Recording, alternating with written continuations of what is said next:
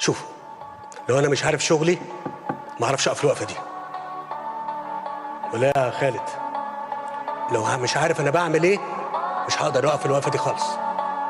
وكل واحد يقول اللي هو عايزه واقعد انا ايه اسمع منه قال بتعلم يعني. لا لا لا لا